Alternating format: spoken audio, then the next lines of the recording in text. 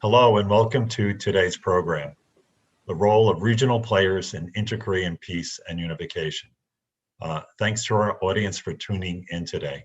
My name is Tom Byrne and I'm President and CEO of the Korea Society. We are fortunate to be joined by three speakers who will provide insight on this issue. It's my pleasure to welcome them to today's program and introduce them to you. Katrin Fraser Katz is an adjunct assistant professor at Columbia University and an adjunct fellow in the Korean chair at CSIS. Dr. Katz's research explores the interplay of cooperation and conflict in East Asia's political, economic, and security dynamics. In 2017, Katrin received the inaugural Sherman Family Korea Emerging Scholar Lecture Series Award from the Korea Society. She previously served as Director for Japan, Korea, and Oceanic Affairs at the staff of the White House National Security Council. Kathryn Botto is a Senior Research Analyst in the Asia Program at the Carnegie Endowment for International Peace. Her research focuses on Asian security issues with particular emphasis on the Korean Peninsula and trilateral cooperation between the United States, South Korea, and Japan. She was previously a research associate in the Strategy Division of the U.S. Forces Korea, Combined Forces Command, and the United Nations Command. Stephen Noerper is Senior Director for Policy at the Korea Society and teaches on Korea and regional relations at Columbia University SIPA and in its Department of Political Science. He is a Weatherhead East Asian Institute Research Scholar and served with the East-West Institute, New York University, U.S. State Department, and the U.S. Defense Department's Asia Pacific Center for Security Studies in Hawaii. This is the latest program on our ongoing series sponsored by UniKorea Foundation. Our three panelists join Korea Society's Policy Director, Jonathan Corrado, for today's discussion. We will welcome your questions, so please send those now and throughout the program to policy@koreasociety.org. Jonathan, over to you. Thank you, Tom, and thank you to all of our viewers tuning in today. In today's discussion, we're going to examine how regional players will facilitate or complicate inter-Korean peace and unification. We're going to be looking at things over two time horizons. So we're going to start with near-term prospects. Over just the past month, there's been a lot of diplomatic activity, including U.S., Korea, Japan, 2+2, and National Security Advisory meetings, and a focus by the White House on approaching the North Korean nuclear issue from this trilateral base. There's a Suga-Biden summit today and a Moon-Biden summit in the works planned for May. We've also seen the first trip in 3 years by South Korean Foreign Minister to China, which China said that it shares the goal of complete denuclearization. At the same time, there are deep and fundamental questions about just how convergent the interests are among these regional players. The risk appetite for transformational change appears to be low at the moment, and North Korea's recent withdrawal from the Tokyo Olympics will dampen near-term prospects. So let's go around and give everybody a bite of the apple as we explore near-term challenges and opportunities. Katrin, can we start with you? How might the trajectory of Korea-Japan relations impact inter-Korean progress towards peace? Do Korea-Japan relations and inter-Korean initiatives generally affect China's interests? To what extent is there alignment? Over to you, Katrin. Thank you, Jonathan, and thank you, Tom, for the kind introduction. It's always a pleasure to be with the excellent Korea Society team. I'm happy to join you today from what looks to be now rainy New York City, and also had a very important day for regional dynamics in terms of the major meeting going on in Washington. So I look forward to kind of hearing insights on how that all relates in the program as well. If it's okay, Jonathan, I'll answer your excellent questions directly, but in a roundabout way. I wanted to start with a general framing point, since the broad topic is regional players and this topic of inter-Korean peace and unification.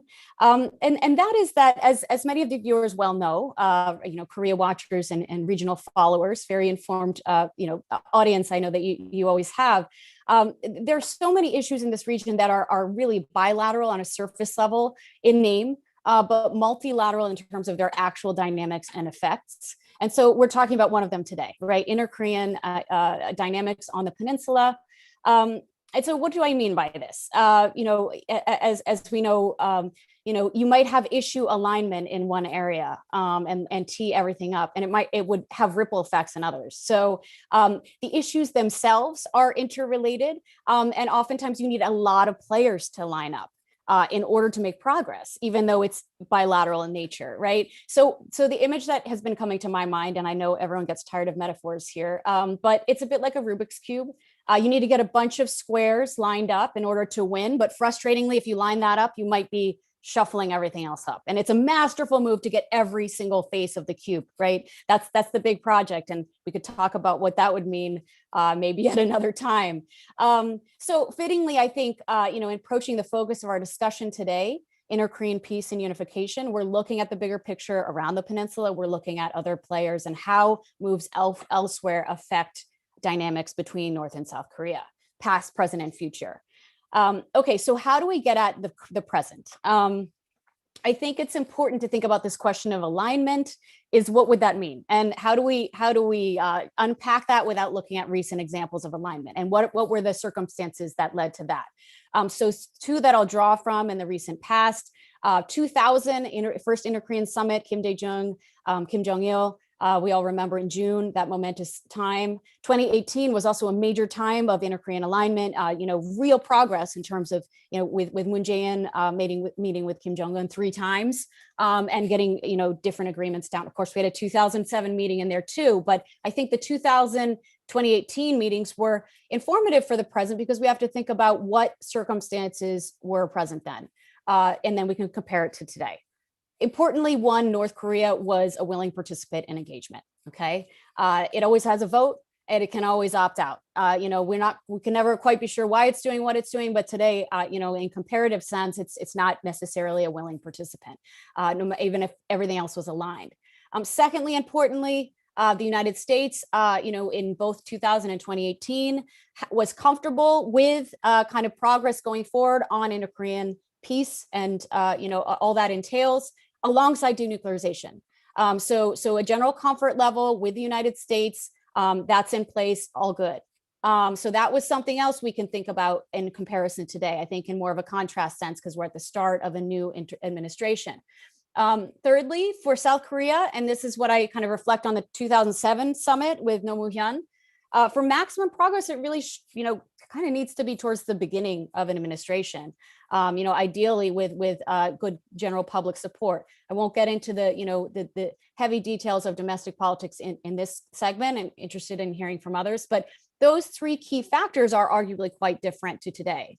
So when we get to the question of Korea, Japan, and China, the other actors, they're not unimportant players, but without those 3 conditions in place, there's not much that could really happen with those other players that could move the needle in inter-Korean dynamics. I'll leave it at that. There's more I could say, but that's kind of my general starting point, is that alignment's not looking so great. Oh, sorry, one more thing. Olympics could have been a moment for Korea, Japan, North Korea to play a key role, but of course that's out of the cards. So my much shorter answer is that we don't have great alignment for this issue at the present moment. Thank you so much, Katrin, and a great image of the Rubik's Cube to help us frame our thinking about this issue. Katie, let's turn to you now. How will U.S. ROK relations and China's view of the alliance impact inter-Korean relations? How might things change given the upcoming presidential election that we have in 2022? Sure. Thanks, Jonathan. And let me first say just thank you so much for inviting me to speak with you all today, especially alongside such experts as Stephen and Katrin.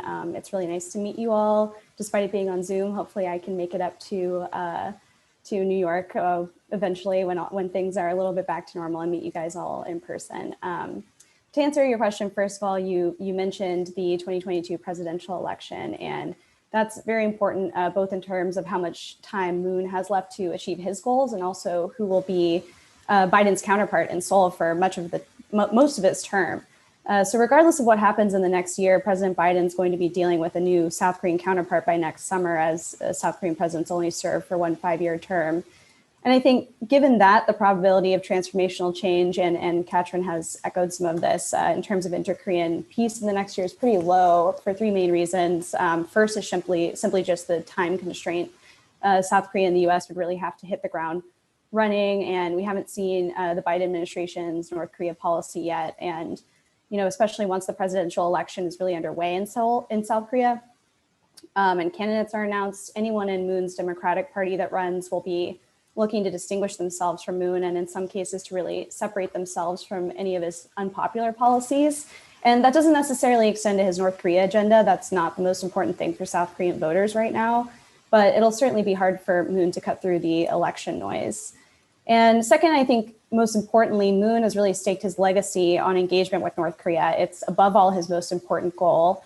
And in particular, his goal has been to achieve some sort of irreversible framework or progress on engagement that can be locked in that would outlast his presidency, like an end of war declaration and a replacement of the armistice with a peace treaty. And he hasn't really achieved anything irreversible yet. So I think we'll be watching to see if he pushes more strongly for something like that in the coming year. But that will also coincide with a period in which the US doesn't really have an appetite for that sort of really bold engagement. And I mean, the caveat here is we're still eagerly awaiting the Biden administration's North Korea policy review. So there are a lot of specifics we don't know, but Biden certainly will be taking a much more cautious approach than the previous administration. We know there will be room for diplomacy, but it'll be far more conditional than it was under the Trump administration. And the point of all this is to say that, there's potential for discord between the two allies on their North Korea approach. And in the past, Moon has certainly wanted more engagement more quickly than the US was comfortable with. And that led to both, mixed messaging on North Korea and created tension in the alliance a little bit, and a feeling in Seoul that the US was sort of holding it back from pursuing inter-Korean projects that it deemed important. And that was something that occurred under a US president that met face-to-face with Kim Jong-un 3 times, which is not something Biden will be doing. So I think there's some potential for discord there. And third, even if the two allies were for the next year on exactly the same page, North Korea really has not been interested in Moon's overtures right now. Throughout the pandemic, and especially after North Korea, blew up the Inter-Korean Liaison Office, Kim has rebuffed any South Korean overtures for cooperation or humanitarian assistance, and has also reportedly not responded to any of the behind-the-scenes diplomatic outreach from the Biden administration. So I think the probability for any transformational change in the next year is low. But as I mentioned, there's an election next year, so Biden will spend most of his term with a different counterpart. And that has the potential to really impact the risk appetite in Seoul as well. And if you'd asked me a year ago, I would have said the chance for the Conservative Party, the People's Power Party, now after many name changes, to win the presidency, I would say that I would have expected their probability to be very low. And Moon's party swept the National Assembly elections in 2020, and the Conservatives are still kind of trying to find their footing after Park Geun-hye's impeachment. But last week, we saw the Conservative Party sweep the mayoral races in South Korea's 2 largest cities, Seoul and Busan, by a huge margin. And it really was not close at all. And this is very important because the mayor of Seoul especially has a really significant amount of influence in South Korea. And it shows maybe some of what's to come in the presidential election. And if a conservative candidate does win that election, at this point, it's still anybody's race. Moon's approval ratings have decreased a lot since the beginning of his term, but actually, to put this in context, are really on par with historically where every South Korean president is at this time. So it's not to say that he's so dramatically behind former presidents or anything in his approval, but it certainly has dropped from 80% at the beginning of his term to like mid-30s now. But if a conservative candidate does win, we'd see a very different approach to North Korea, and that approach would take a much more hard line towards North Korea. And it's also been historically the conservative approach much more in line with the US perspective. So fundamentally, what progressives view as positive incentives for change in North Korea through political engagement, economic cooperation, et cetera, conservatives regard as rewarding bad behavior, which disincentivizes the regime from change. So a conservative president likely won't be interested in the type of engagement Moon has sought. I think I've gone on for a bit, but I do want to touch on China quickly. So, China's views of North Korea are one thing, but its view of the alliance also plays a large part, if not a larger part, in China's response to North Korea going forward. And China and North Korea are technically allies, but China views North Korea and its nuclear program as a liability. And while that's a liability, it views the U.S. ROK alliance, and particularly the presence of U.S. troops on the Korean Peninsula as part of that alliance, as a threat. And Secretary Blinken made remarks during his visit to Seoul about Beijing's critical role in this process, and spoke about China's self-interest in using its influence on North Korea to push for denuclearization. But China's self-interests are not the same as the US, and China will be trying to strike a very delicate balance going forward, I think. In terms of positive incentives, China does want denuclearization. China certainly views North Korea and its nuclear program as a potentially destabilizing factor in the region. But China wants to also ensure that it maintains influence in both Koreas. So it would, for those reasons, maybe want to be included in any process. But if Beijing doesn't cooperate with the U.S. and South Korea here, and the Biden administration then can't make progress toward mitigating the North Korean threat, that could lead the U.S. to eschew the diplomatic process, lose confidence in it, and further strengthen its military presence in the region to deter North Korea. And Beijing certainly doesn't want that either.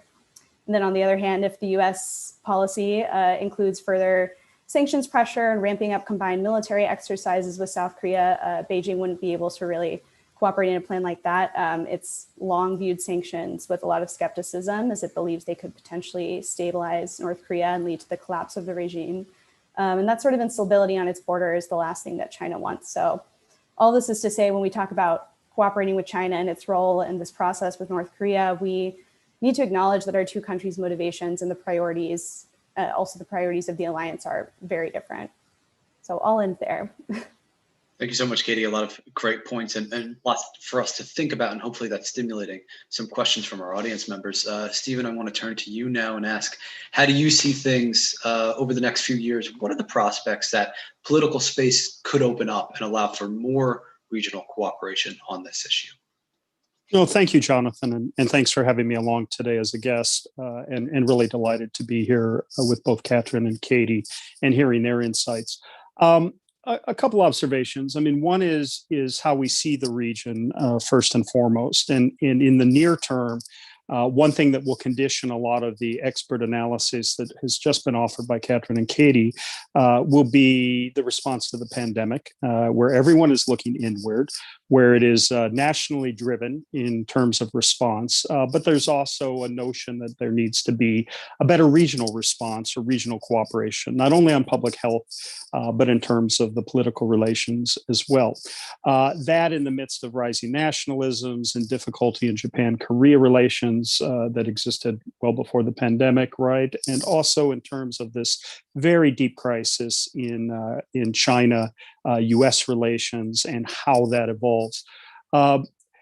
Another way to also look at it is that the economic impact of the pandemic will be something that very much absorbs the governments around the region, certainly in the near term. And so trying to establish some normalcy, diversify supply chains, and create some new realities. And there'll be a lot of domestic bailouts and enhanced government assistance packages to try to strike at that. And so that will become dominant. That's just a way of saying that all of the governments will be looking inward with this immediate crisis, and that may well be the order of the day for the 2 or 3 or 4 years to come. There also is a silver lining in that, which is that they will need one another to do better. So there may be impetus for things like relisting for preferential trade between Korea and Japan, or there may be economic realities that pull China and the United States together despite the stark differences and the U.S. concerns over things in the South China Sea, the East China Sea, Hong Kong, Taiwan, Xinjiang, by way of technology and trade, etc. So look for that.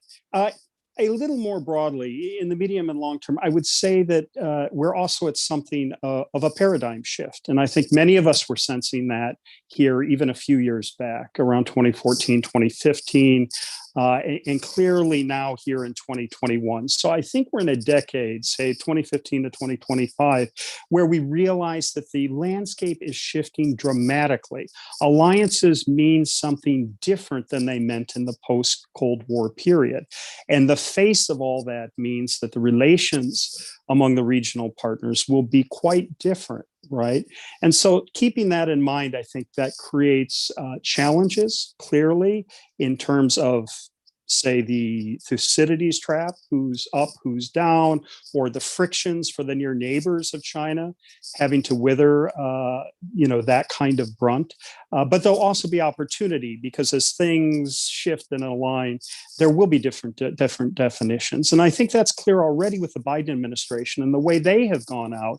And part of going first to Japan and to Korea, and then following up with the first two world leader visits to Washington for the administration being by Suga and Moon, being by our Japanese and Korean allies, is incredibly important. It really signals the primacy of Northeast Asia in the American foreign policy thought process. And yes, it is shoring up alliances. It's laying to rest concerns, for example, around the SMA and the discord for Korea, and making everyone feel more comfortable. But it's also a new level of expectation that alliances mean more, and they mean something different, that the alliance partners are expected to do more, and that in a way raises the bar. It creates a challenge for policymakers in the region. If you're in Seoul, you're not only managing the interests and priorities that you feel attendant to Washington or to Beijing, but how is this different, and what is the expectation? And part of the expectation is that it draws China towards transparency, the rule of law, but how we then define the Quad and where it goes forward. And I would suggest less as a military reality and much more as an economic reality will interface very nicely with the new and changing regional dynamics.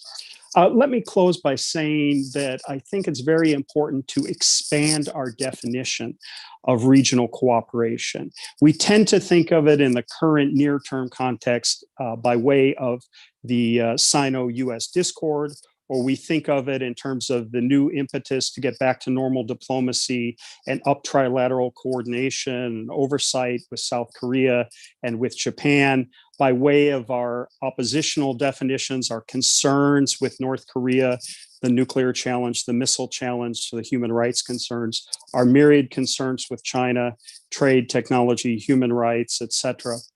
But it's important to begin to think of it really, I think, much more in terms of different regional partners and components around certain issues. Kathryn mentioned the Olympics, right? And unfortunately that it won't be what the Blue House had anticipated, by way of potentially creating some repeat of Pyeongchang by way of good inter-Korean relations. But I would say that Beijing 2022, in 8 months' time, may provide a similar opportunity. Paris 2024 may be an even more important opportunity. And so, we have to look for the different dynamics. Green, incredibly important. And where is John Kerry, this week, while the leaders are visiting by the president and vice president, John Kerry is doing climate negotiation in Shanghai, in Seoul, and that's a marker of some of the new reality and some of the cooperative mechanisms that may exist. And despite all of the bellicose rhetoric at the opening of the Anchorage meetings, there behind closed doors was progress and agreement that maybe North Korea is a place where they can work, and maybe climate issues are an area where there can be cooperation. There are others, of course. There's counterterrorism, energy, agriculture. But we need to do that, and we need to expand the number of players. To borrow from the late, great Ambassador Stephen Bosworth, to think of multi-mini-laterals, and to think of entities like Mongolia that enjoy trust with both Koreas, to think of Australia, New Zealand, perhaps a consortium with them and Canada on agricultural reform in places like the Russian Far East or North Korea. And also then finally to think about the unification challenges ahead, to think about integration and how might the regional community come to the assistance of Korea to lessen the burden on South Korean taxpayers and to create a new reality for Korea where you have inputs, Chinese, Russian, Japanese, American, sure, but others as well, to try to stem the very real needs and to create solutions around energy, around infrastructure, education, foodstuffs, and all of the things that will be part and parcel of the integration scheme and unification for the Korean Peninsula. Why don't I stop there? Thanks, Jonathan. Thanks very much, Stephen. Great dose of perspective and good urging for us to think broadly, and a nice transition to our next round. So for this round, what I want to do is take the conversation down the road a little bit further. How do the US, Japan, and China look at the relationship between peace and unification differently? To what extent could warming Korea-Japan relations move the ball forward and into Korean peace? Is it possible to find political space for an end of war declaration? And will China need to be a signatory to that? So just some prompting questions, but now to go specifically, let's start again with you, Katrin. Can you talk to us a little bit about the peace process? Do we need a regional approach to this, or would that cause unwanted complexity? Are there concerns about sequencing for a peace process? Unmute. All right. Thanks, Jonathan.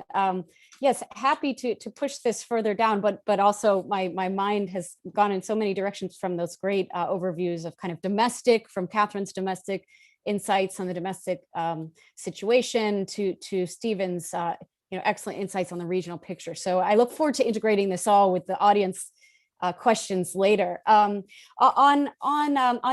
your question, Jonathan. So do we need a regional approach to this? Could that cause unwanted complexity? Okay, when it comes to longer term visions, a couple of points. On the peace process, unification beyond, it's often kind of hypothetical down the line kind of stuff. But whenever this shows up in inter-Korean statements, and we've had a few now to draw from, it is and should be an initiative led by the two Koreas. And so Panmunjom is one declaration that does this, as well as others, referencing Korea as one nation, one people, the Panmunjom Declaration talking about 80 million people in control of their own destiny, bringing an end to the Cold War relic of longstanding division and confrontation.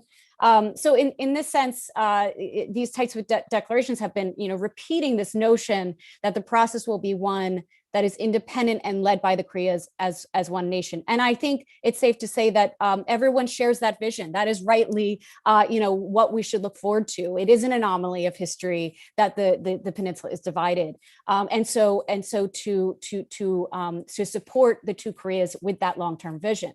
However, referring back to my earlier answer and my earlier kind of discussion, many regional stars kind of do need to align for the peace process to move, to get things going. And so there are, because of the nature of the issue itself in the region, we don't have a 2 square Rubik's cube. We have a 6, 6 and maybe even 9. 9 would be a better cube, right? So the nature of the issues itself means that we do need a regional approach to this. There might be unwanted complexity, but it's complex by nature. So that's the challenge, is figuring out the roles, the proper roles for what players. I'd say in terms of sequencing, and which actors, it really depends on which part of the process. It's a kind of multi-dimensional type of thing, and can kind of get into what a peace regime looks like and what stages there are, and it's just multi-dimensional, right? So certainly sequencing is appropriate based on the issue of the day and what seems to be the low-hanging fruit of the moment. At one point we thought we might be in the running for an end of war declaration, but if North Korea is more interested in sanctions, it's not necessarily going to do much to try to move forward on that. So there are a lot of parts that that need to align. So I've kind of said vision-wise, this should belong to the two Koreas. It does belong to the two Koreas, but by nature, it's going to be complex and involve regional players. I'll offer a couple of silver linings, here to echo Stephen's nice point on silver linings. In terms of alignment, since I started off saying we're low on the alignment scale, but maybe even in the near term, the Biden administration, which is, as Kathryn and Katie mentioned, is in the midst of a policy review, we'll see, might be open to front loading some elements of a peace process in its basket of initiatives that it kind of trades for on denuclearization front. This was something and a kind of doing things simultaneously is something that was introduced in the Singapore summit statement, of course, by the Trump administration. So we'll see. I mean, again, North Korea has to be a willing partner. I think that the Biden administration is going to be much more bottom up, but it might be open to some kind of peace regime initiatives that later in other processes were well held off for down the line. So that's one point. There might be some alignment there coming up in terms of peace process. One thing on longer term prospects for unification, again, it seems like a faraway hypothetical thing. We think about it in terms of a gradual process. Certainly, Moon administration presents it as that, one that we slowly work our way towards, hopefully a more stable, prosperous, peaceful North Korea, and we move in that direction. So that's kind of soft landing scenario. But we also might have a very, sudden reality of an implosion or heaven forbid, a kind of after military action, reunification. Neither of those two later scenarios are ones that I think it's safe to say folks in the region are eager to see because of the immense instability it would bring. But you can imagine, what does that do to the Rubik's Cube? North Korea is not there, presumably, and denuclearization is a very different issue. So opportunities come and necessities come for regional players to cooperate. And I would argue that has to happen now. And so that I would add that to one of the lists of issues. This is an old issue. This is an ongoing issue. This is something we've known about. But we've had health scares, kind of some odd ones in the press about Kim Jong-un recently. We know it can happen. So this is one of the areas that I think I'd imagine the Biden administration would look for opportunities to get on the same page, even just communicate. So we don't have you can imagine all of the, kind of instability that could come from misunderstanding of, U.S. forces, South Korean forces on the ground, and China doesn't quite know what they're doing. They get near the border, right? How much better is that if we've had these settings to communicate on a regular basis about? So, two kind of silver linings of places for alignment down the pike. And I would just echo kind of a third point to Stephen's, great overview of regional issues. A lot of these broader broader global challenges that we now face also bring opportunities for alignment and might be, okay, back to Korea Japan, a way to, we are stuck. Korea Japan have been stuck in a difficult period, but focusing on some of these other issues that they clearly share interest in are sometimes, of course, with the U.S. support now as a kind of communing actor, which I think is also critical and another key change on the positive side. We might see more movement there, and we might see that realignment, as Stephen said, I think quite aptly. The alliances have new purpose now, and not just purpose for kind of confidence building and kumbaya stuff, but for actual, real existential security issues, which global issues are now that, right? So a lot of maybe not so much appetite for change, but the tectonic plates are shifting. And so realignments are happening, right? Whether or not, so it's a time where we see kind of some old dynamics, but certainly in a new context. So some opportunities there as well as challenges that need to be faced, hopefully with an eye toward greater coordination. Thanks so much, Katrin. That was a really great assessment. And can I ask for your permission to steal the phrase, not just kumbaya stuff? Sorry. I'm sorry about the things, like when I'm not scripted, I have those great things like come out. So that's great. So Katie, let's turn to you now. And I want to bring us into the world of hypothetical. world that Katrin sort of started to introduce us to, right? Let's talk about what are some of the post-unification roles of regional players and what their interests are in unification.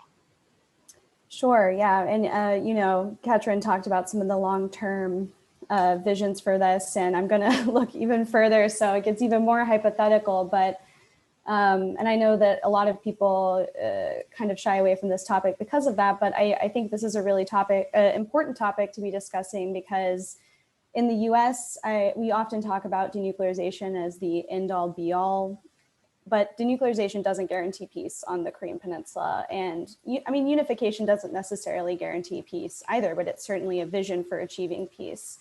And when we think about the future of Korea and the US relationship with Korea, even if unification is not necessarily likely or not likely in the near term, it's a good exercise to consider our long-term interest and to take into account more aspects of peace than just denuclearization, and also to plan for something really major and transformational that could be in the future of Korea that we would want to be supporting as best as we're able. But as Katrin also kind of addressed, it's a sensitive topic to discuss the roles of regional players in unification from the Korean perspective, and for good reason. Like she mentioned, nearly every inter-Korean agreement, including the Panmunjom Declaration, includes some variation of unification should be a Korean process led by Koreans. And you know, Korea's history of colonization by Japan and division by foreign powers has understandably made Korea cautious about foreign involvement in unification. So I think when we discuss this in the US, it's really important to emphasize South Korea's leadership and what supporting role, keyword being supporting, we can take to take South Korea's cues on that. And you know, we tend to discuss unification in terms of scenarios, conflict, regime collapse, or peaceful unification, as if these are very discrete outcomes. But I think regardless of the scenario, there are some challenges that will remain the same. And there are ways in which outside powers can either help or hurt Korea achieve its vision. A unified Korea would combine the natural resources and young and inexpensive workforce of North Korea with South Korea's advanced tech and investment capital.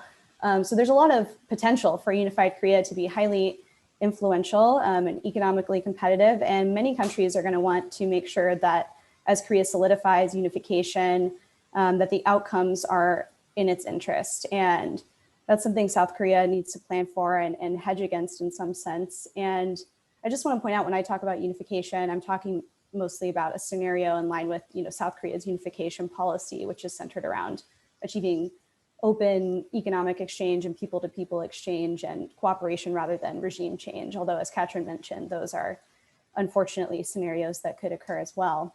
But even, you know, in a peaceful scenario, unification won't happen in a vacuum. It's unavoidable that foreign actors will impact the outcomes, and in some ways, with proper coordination and planning, that can be a very positive thing. Unification, no matter how it occurs, will be very expensive, will be a major, you know, burden on Korea's economy. So a unified Korea could really benefit from outside economic support, but there are also opportunities for some actors to try and take advantage of unification in order to secure more influence on the Korean Peninsula and in the region, both politically and economically.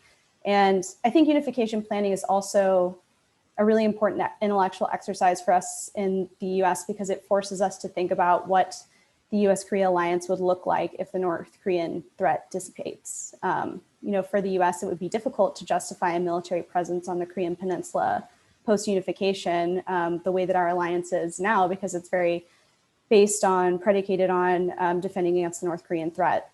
And depending on who's involved in the unification process, I mean, certainly China wouldn't be interested in the US maintaining a military presence on the peninsula. And if we're talking about peaceful unification, where there's still, you know, not politically unified necessarily, but there's still, you know, the Kim regime or whoever in North Korea, that's a whole other issue. So I think, you know, for any of this to occur, the US and North Korea relationship would have to be in a significantly different place from what it is now. But it raises questions of can the US have an alliance with the unified Korea if the pretense for our alliance is defending against the North Korean threat? And then there's also the question of what China's relationship with a unified Korea would look like, and if a unified Korea could have an alliance with China? These are all very difficult questions to answer now because there are so many factors that would influence these outcomes, but it's certainly something to think about. And economically, a lot of countries will see great opportunity for investment in a unified Korea, and that could be wonderful for raising many North Koreans out of poverty and improving livelihoods. And certainly South Korea's plans for unification rely heavily on investment from major conglomerates, chaebol in South Korea. But really, that massive investment from South Korean companies, you can't say is necessarily guaranteed. If North Korea becomes open economically, China will inevitably be better positioned than any other country to invest in North Korea because it already does so. And it already has more connections, more business in North Korea than any other country. And Chinese companies will likely be better able and more willing to take on the risk to invest in a post-unification North Korea. And probably more so than US companies and even potentially some South Korean companies. So that could put China in a position to increase its influence on the Korean peninsula in a unified Korea for better or for worse. And, even US and South Korean and other friendly partners' investment in North Korea has the potential to be unintentionally extractive, concentrating more wealth in South Korean and US companies than in North Koreans' pockets, which would stymie economic equality, any progress toward economic equality on the Korean peninsula. And, there's also something that happened during German reunification. And it's always tricky to compare the two. There's a lot of differences. But after Germany was unified, a lot of factories and enterprises in East Germany were shut down due to their lack of adequate machinery and technology and their state of disrepair. And that leads to, and then also there's massive migration from East Germany to West Germany for jobs. And those factors have contributed still to disparate growth between former East and West Germany today, and a shortage of job opportunities comparatively in the East. And that's after, Germany was only split for less than 30 years compared to Korea over now 75 years. So I think South Korea and its partners would have a really difficult time potentially ensuring equitable outcomes in a unified Korea without a lot of proper planning. And even then, there's just so many factors that will come up that we probably can't even think of now. But I think sometimes there is a tendency to think about unification with sort of rose-colored glasses, and it's important to acknowledge that in a unified Korea, you'd be exposing a North Korean economy that is very underdeveloped.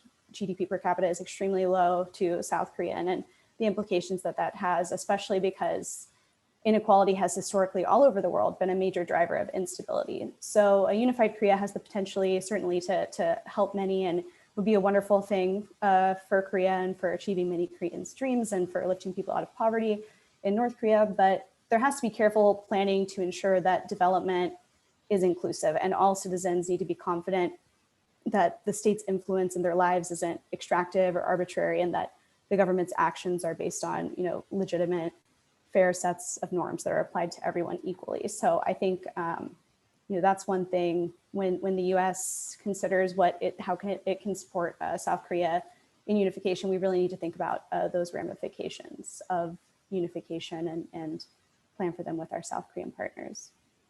Thank you so much, Katie. And I agree with you. This kind of hypothetical thinking is really, really helpful, and it helps illuminate why the status quo has so much inertia, all this complexity around the other side of the corner. So Stephen, let's go to you. And I want to ask, how do Japan and China look at different scenarios for a unified peninsula? Well, that's an important question, and I might broaden it to say that each of the entities probably have different perspectives in terms of the regional players. But to your question specifically in terms of China, look, they want stability, whether it's a unified peninsula or a divided peninsula. And there are plenty of arguments that have been made over the years that they want a strategic buffer. They don't want any potential for U.S. Force presence even closer on the Yalu. Despite any offer of guarantees, there's suggestion that they like the ability to play both both Pyongyang and Seoul, and that they're concerned ultimately about the Korean ethnic minority in Northeast China. They want stability on that eastern flank, and that may be even more intense given their stated concerns about the Northwest, the Southwest, Hong Kong, Taiwan now, and even up in Inner Mongolia. So the idea of cohesion for the Chinese and unity is important. And so that's what they want to see from Korea. They probably are not thrilled about the idea of the fourth and fifth largest militaries and the idea of the economic potential of the managerial and economic success of South Korea combined with the labor pool of North Korea. Certainly, even though smaller in terms of the total value, a challenger out on its eastern flank. So some have said that the Chinese really do favor a status quo. And in terms of Japan, they don't want to see the same thing, right? They don't want a military or economic challenger, which is, again, why it's important to strike at a nuclear weapons-free Korean peninsula and to try to stem any push towards autonomous capabilities among those players in Northeast Asia and try to check any potential for an arms race.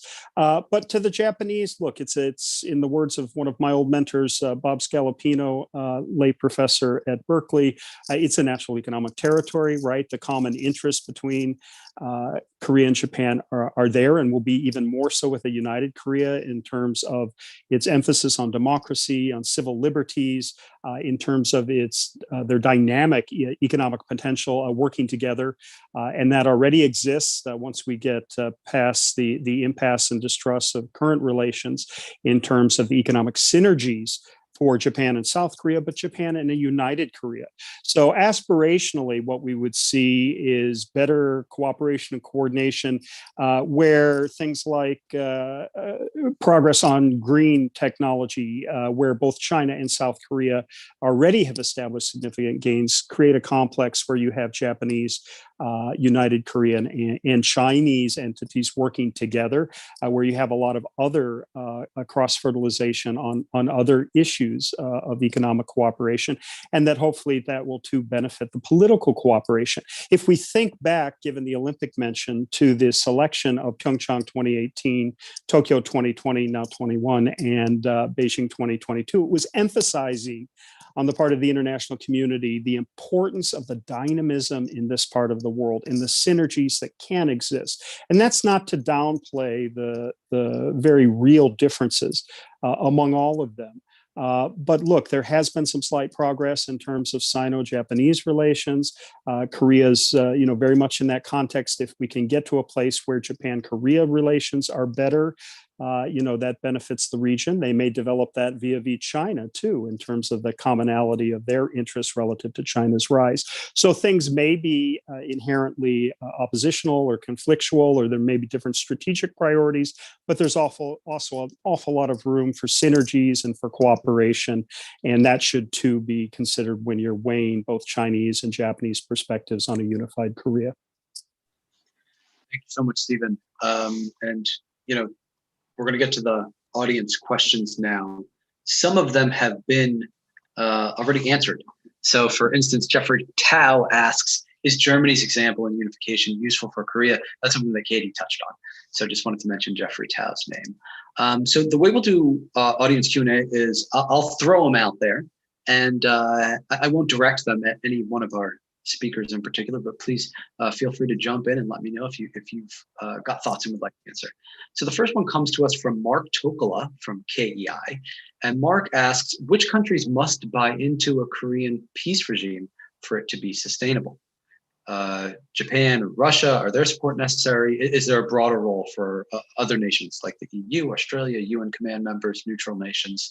So peace regime, who's got to be involved? Does anyone have thoughts on that? Sure, I'll jump in. I mean, I think it's very clear that you will have to have the agreement of China, North and South Korea, and the United States. Those four certainly are the clear key interests to maintain the integrity of peace and stability around the peninsula. But I would think that you want to bring in Russia and Japan, part of the six-party earlier complex. And then the United Nations will play an important role. And let's not forget that, because they have good offices. They enjoy certain imprimatur. It's the place where North Korea has continued to show up in dialogue, even during this time when they've pulled the diplomatic curtain down around the diplomatic relations and outreach to the rest of the region during the COVID time. So I think it's important to consider all of those actors, but clearly an end of war statement and a movement towards a peace agreement and peace regime involving those four are absolutely essential. Okay, any other thoughts on that one? Let's turn to Sunyo Ku, who asks, China's aggression and bullying over time, will it hurt prospects for unification? So China's aggressive moves, will it hurt prospects for unification? And we could also argue the inverse, right? You could imagine where China overestimates its coercive power and ends up pushing together entities which would otherwise not be eager to cooperate together. Katrin, do you have any thoughts on that? I do. It's kind of another thought I had in terms of a different type of alignment that we're seeing now. And, it certainly affects inter-Korean ties, but, it has to do with any kind of provocation from China or North Korea tends to align US, Japan, South Korea, right? In this kind of a different type of sense. So then you can kind of tease that out and say, well, what does that do for kind of inter-Korean dynamics and the prospects for unification? I think arguably it sets it back because you have the players kind of aligning in an adversarial sense, right? So how would you even take the first steps forward for kind of North Korea to engage and to kind of get back to that 2000 or 2018 scenario that I talked about? I think the real challenge is, I very much commend and I'm very heartened to see the increased trilateral engagement. I think it's a core of stability that ultimately the entire region benefits from. I think China, on some level, sees it that way as well, insofar as stability is good for all players, all actors. But it's this delicate balancing act in terms of, to go back to kind of Stephen's point on minilaterals, making sure that there isn't kind of blocks, forming, that we don't step into, spheres of influence, kind of Cold War thinking, because we are beyond the Cold War. And that in many ways, the cross-cutting interests and priorities have been a safety net for the region for many years. I've always looked at cold politics, hot economics. I'm always swapping them around. Hot economics, cold politics. There's an inherent functionality insofar as it's not all war, it's not all peace, right? And that we still can look at it that way. We can still look at, yes, China is becoming more aggressive. There are places and there are ways that US is going to and should deal with that. But at the same time, looking for opportunities where there is interest alignment. So back to my Rubik's Cube, can you line up on another face, right? And that can be in some ways saving you from the more dangerous times, in my view, of kind of forming blocks. So it's a long kind of winding answer to that. It was a great question though. Great, thank you. Any other thoughts, Katie? Yeah, I just want to, emphasize just how Chinese coercion, just how difficult of a position it puts South Korea in, because South Korea is acutely aware of China's role in the peace process and it's the importance of its relationship with North Korea, and it needs stable relations with China. I mean, for that reason, also because of its, it's its largest trading partner. China is extremely important to the South Korean economy, but as far as the peace process goes, Korea is acutely aware of it needs stable relations with China. Yet there's a lot of pressure, obviously, from the US. I think sometimes there is a perception among our allies that we are valuing our alliances based on how willing our allies are to stand up to China. And for South Korea, I mean, there's a lot of unfortunate comparisons between, South Korea's statements on China and Japan's and other players in the region without a lot of understanding of the context for why South Korea says the things it does about China, but it just makes everything even more difficult when South Korea is, if China is going to be more coercive and then South Korea is stuck between trying to, make sure that the US is having a constructive role in this process and also China.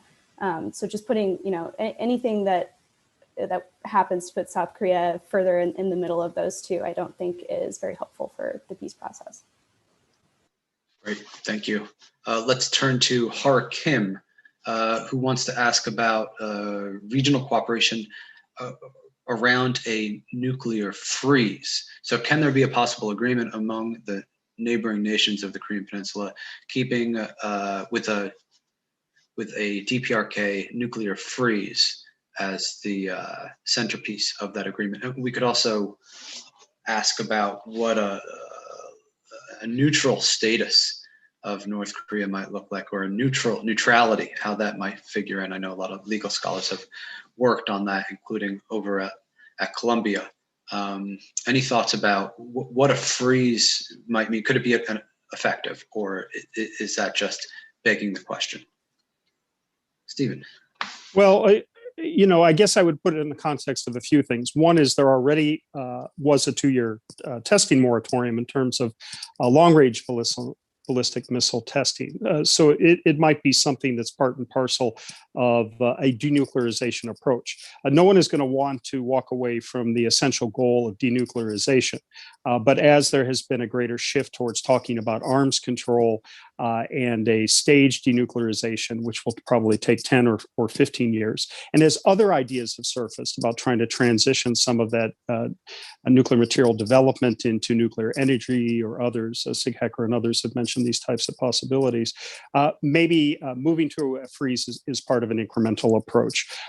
Certainly that's not something that is aspired to be an endpoint, but part of a process ongoing that sees a much bigger shift towards a nuclear weapons-free zone.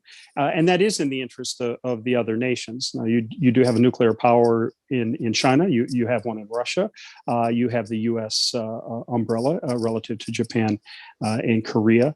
But as I mentioned in the earlier comments, you want to try to find ways to stem the development of autonomous capability, or the potential for an arms race, to include further nuclear development. And let me just add, by way of a final thought on that it's also important to consider things that are less focused on, like nuclear safety. And the 6th nuclear test in 2017 had a tremendous geological and environmental impact.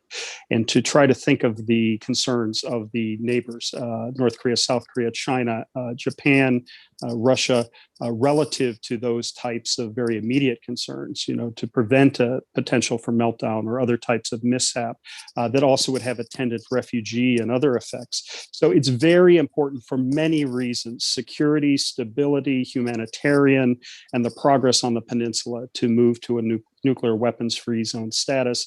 Mongolia happens to have that status, and others in the region could help and to try to move the North Koreans forward, whether it's Russia and China on doctrinal issues or arms control, or whether there's a broader discussion where we can check those ambitions on the part of North Korea, so that they realize that their security lies not with the development of nuclear weapons, but the abandonment of those.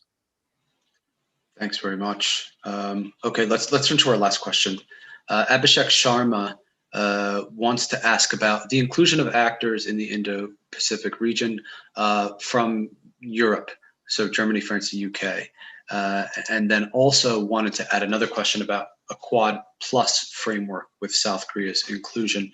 And the Quad is something that Donghyuk David Shin, another one of our viewers, would like to ask about. So I guess how would a Quad Plus mechanism going forward impact inter-Korean? And then another question, it relates to what's the role of the European states, perhaps in the Security Council, and also in terms of a peace process. What kind of role could they play, if we have any ideas about those two topics?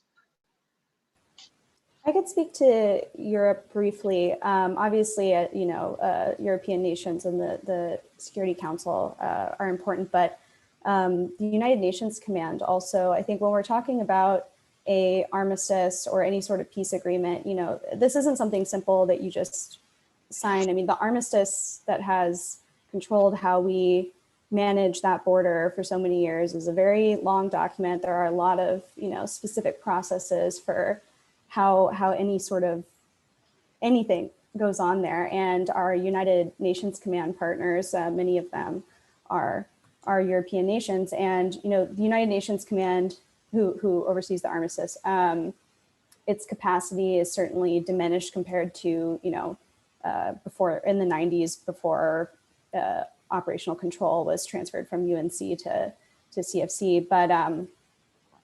But there is, I think, potential for European allies to have input through the United Nations Command in this process, and in their role in keeping peace on that border. Even if you have an end of war declaration, it doesn't mean that that border isn't still unstable, or that there isn't still potential for some misunderstanding or conflict there. So I think that could be important. But it also, the other obstacle there is that the United Nations Command, there is some anxiety around it in South Korea, because it is this collection of, I'm not sure how many are active. Is it 12 right now?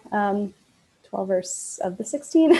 I'm sorry, I can't remember off the top of my head, but there is a perception that it involves more actors in South Korean security without as much oversight from South Korea. And so that, there has to be a lot of consultation in anything regarding the United Nations Command, but that's especially as we think about an end of war declaration, I think that that'll be important for European nations to consider. Well, thank you so much. Katrin, do you have a final thought on that one? Sure, I'll just round out. I think we're almost at time, but on Quad Plus. Katie very well covered kind of South Korea's hesitation to antagonize China, but the Quad, is shaping up in a direction that's not necessarily a anti-China, thing under the Biden administration's approach. And so I think that opens opportunities that hopefully South Korea will feel it can take without stoking the kind of tensions that it's very concerned about within its immediate neighborhood. So just, that's my very brief explanation for that. I think it's heading in a direction where South Korea will find opportunities to participate. Thanks very much. And harkens back to a comment that Stephen made earlier about having some economic organizing principles, not just limited to the security mechanism. Thank you so much to all of our speakers, Kathryn, Katz, Katie Botto, Stephen Noerper. You did a wonderful job. We've learned so much today. I'm sure our viewers would agree, and they've responded by engaging with lots and lots of questions. I wish we had an opportunity to get to more, but I think we got to a bunch of them, and your answers were very insightful. Thank you to everybody tuning in. Please join us again Thursday, May 6th. We've got our next Sherman Scholar Award presentation.